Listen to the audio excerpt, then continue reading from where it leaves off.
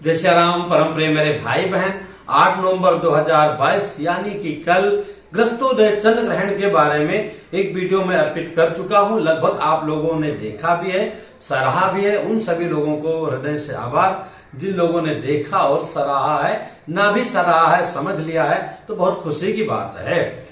कुछ लोगों ने विशेष कमेंट्स किया जिसका उत्तर मैं नहीं दे पाया और मुझे लगा थोड़ी विस्तार से उत्तर देने की आवश्यकता है, जो अन्य भाई बहनों को भी लाभ जिसका मिल जाए वो मैं बताने जा रहा हूं। उसकी चर्चा थोड़ी आगे, उसके पहले कुछ विशेष प्रश्न है जिनका उत्तर देना अत्यावश्यक है। तो सर्वप्रथम उसमें आता है विनीता प्रसाद बहन का, जिन्होंने पूछा है मंगलवार को गुरुजी सायंकाल जब ग्रहण समाप्त हो जाएगा क्या उसके बाद में मंगलवार व्रत का उद्यापन कर सकती हूँ। तो मेरी बहन, उचित नहीं है, क्योंकि दिन का महत्व दिन में ही विशेष होता है, व्रत के लिए, दान के लिए, यज्ञ के लिए। तो आप चूंकि इतने श्रद्धा से व्रत की हैं, दिन में कर नहीं सकते हैं और जो है सूर्यास्त के बाद में उसका महत्व कम हो जाता है कहीं ना कहीं। तो इसलिए जो है अगले मंगलवार को करना श्रेष्ठ रहेगा। जिन बहनों का मैं उत्तर नहीं दे पाया हूं और भाइयों का भी जिन्होंने सराहा है, इनमें देखा जाए तो प्रशांत जी हैं, जागृति कुमारी हैं, जालंधर से हमारी बहन मंजू शर्मा जी हैं और बांदा से बहुत ही प्यारी बच्ची है रचना राजावत है और हमारे मुंबई से नैना सिंह जी हैं जो बहुत ही अच्छी अभिनेत्री हैं। उनका चैनल भी है नैना टॉकीज, जो उस संबंधित जानकारियां देती है, बहुत ही अच्छी इंसान है, वो भी आप देख सकते हैं। तो इन लोगों ने सराहा, इन लोगों को धन्यवाद।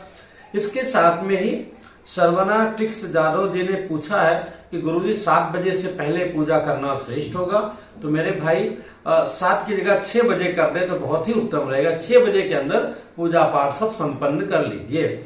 और उसके बाद ओंकार नाथ श्रीवास्तव जी, भाई अभिषेक यादव जी और बसंत TETCTETSU स्टडीज या कुछ होगा, इन्होंने भी यही, तीनों लोगों ने ही प्रश्न किया है कि 8 बजे से कुछ लोगों जो है सूतक बता रहे हैं, तो ये क्या वास्तविकता में है गुरुजी।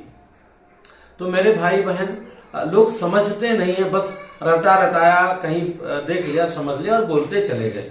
मैं बार बार कहता हूं कि आप जो काम कर रहे हो, आप भोजन बनाना सिखा रहे हो, आप मच्छी भी लोगों को खिला रही हो और आप गणेश जी की पूजा करना भी बता रही हो, ठीक है, आपके मन में अनुराग आ जाए अच्छी बात है, लेकिन हमें किसी को वही चीज गाइड करना चाहिए जिसका कम से कम हमें एक ठीक ठाक जानकारी हो, तो कोई दिक्कत नहीं है। तो एनीवे, तो ऐसे लोग जो है भ्रम फैला रहे हैं। आप सभी लोगों को समझना होगा कि चंद्र ग्रहण में 9 घंटे पहले सूतक लगता है। देखिए, ग्रहण काल अलग होता है, ग्रहण काल के बीच में पर्व काल अलग होता है और ग्रहण प्रारंभ होने के पहले सूतक काल होता है, जिससे ही हमारा नियम प्रारंभ हो जाता है। तो चंद्र ग्रहण में 9 घंटे पहले सूतक लगता है। अब ये जो ग्रहण अपने भारतवर्ष में लग रहा है 2:24 या कुछ, अभी मैं भूल रहा हूं, 2:30 बजे के अंदर, मतलब 2:15 से 2:30 के अंदर का टाइम है ग्रहण प्रारंभ होने का और समापन का समय है शाम को 6:19 6:19 PM पर ये समापन है। अब मोटा मोटी आप देखेंगे तो उसमें कई सारा नियम है। तो आपके यहाँ का जो सूर्योदय है, तो सूर्योदय से ही जो है सूतक का नियम प्रारंभ हो जाएगा, क्योंकि उसी अनुसार आपके शहर में ग्रहण बाद में आएगा, थोड़ा बाद में आएगा, ऐसा होकर के। तो सूर्योदय से लेकर के, अथवा एक मोटा मोटी अगर हम संख्या रखें तो प्रातः सबसे उत्तम है तो 5:30 बजे के अंदर, अथवा मध्यम है कि 6 बजे के अंदर हम जो भी हमें करना है और अवश्य करना चाहिए। अपने जो ठाकुर जी हैं, भगवान जी हैं, राम जी हैं, जिस भी भगवान की आप उपासना करते हैं, साधना करते हैं, उनको स्नान इत्यादि करा करके, सामान्यतः पूजा करके, कुछ भोग लगा करके, अपना भी चाय पानी जो भी आप ग्रहण कर सकते हैं, ये बिफोर 6 बजे के अंदर ग्रहण कर लीजिए। क्योंकि अगर हम सूर्योदय देखते हैं तो अपने भारतवर्ष में सबसे पहले अरुणाचल प्रदेश में सूर्योदय होता है सर्वप्रथम।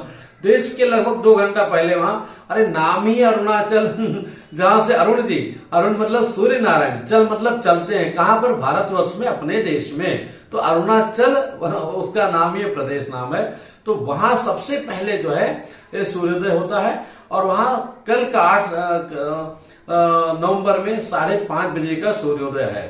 और सूर्यास्त मालूम है कहाँ होता है? सबसे बाद में गुजरात में सबसे बाद में सूर्यास्त होता है। तो इसलिए मेरे भाई बहन निसंकोच जो है सब कुछ इफ बट भूल करके प्रातः 6 बजे के अंदर आप जो है स्नान कर लीजिए, भगवान जी की सेवा कर लीजिए, उनको भोग इत्यादि लगा करके ठाकुर जी के ऊपर मंदिर में गंगा जल में उनको पूजा करने वाले जल में हर जगह कुशा रख दीजिए। कुशा ना मिलने पर तुलसी का लकड़ी रख दीजिए, चाहे सूखी लकड़ी हो, सूखी पत्ते हो, कैसे भी हो, तुलसी के पत्ते हो वो रख दीजिए। और नहीं मिलता है तो काला तिल रख दीजिए।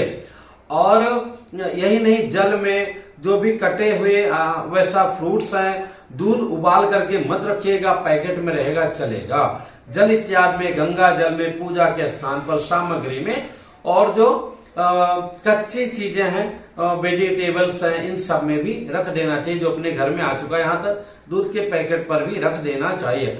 फ्रिज में भी 3-4 लेयर जो होते हैं सब में एक एक रख दीजिए, कुछ ना कुछ रखा ही रहता है, ये उत्तम रहेगा।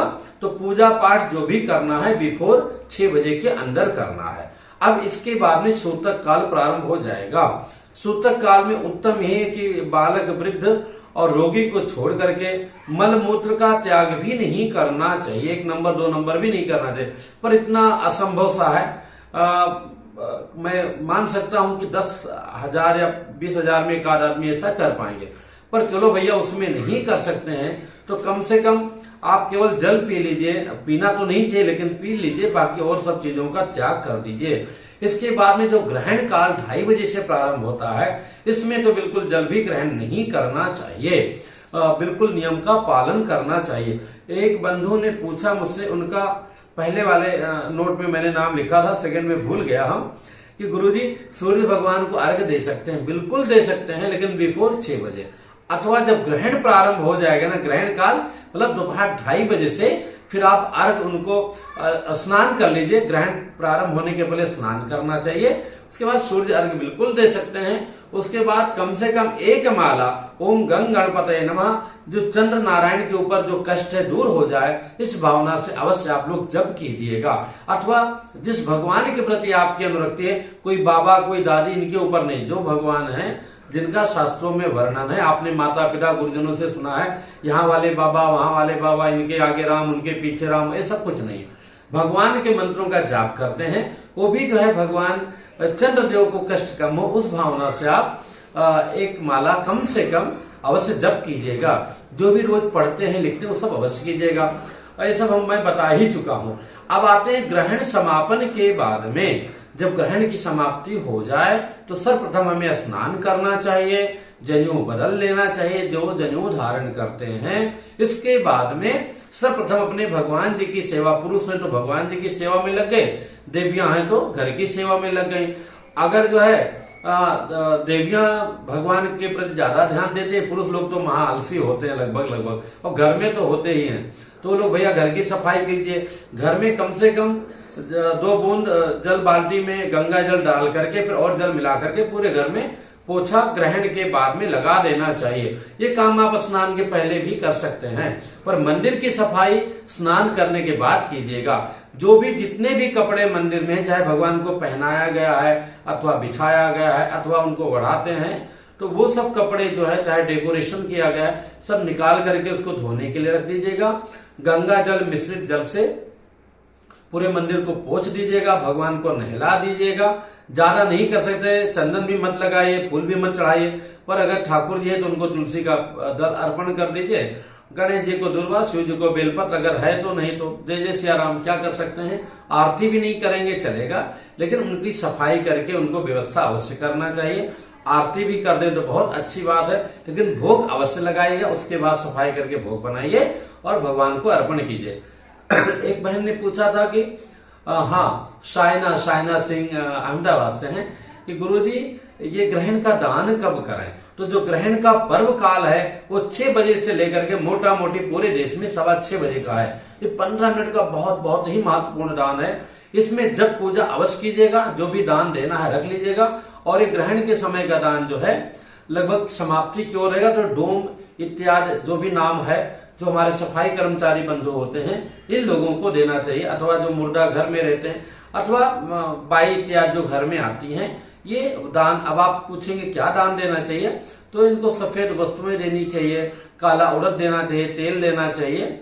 और अलग अलग जगह पे अलग अलग परंपरा रहती है, पर काला उड़द, तेल और कुछ कम से कम एक मुट्ठी जो है पूरा बढ़िया से सिक्का भर करके उसमें रखे, काला वस्त्र में रख करके सूप का भी दान इत्यादि होता है। और मोटा मोटी कुछ नहीं दे पाए तो 1 खुराक राशन, 2 खुराक, 5 खुराक राशन दे दें, उसमें सब कुछ समाहित हो जाता है। और एक बाकी सामग्री के निमित्त मुट्ठी भर के सिक्का रख करके, अगर समय खराब चल रहा है, लोग बीमार घर में रहते, कुछ ऐसा तो अवश्य कर देना चाहिए और ये अंत्यज को दे देना चाहिए। तो मेरे ख्याल से आप लोगों को के लिए काफी है।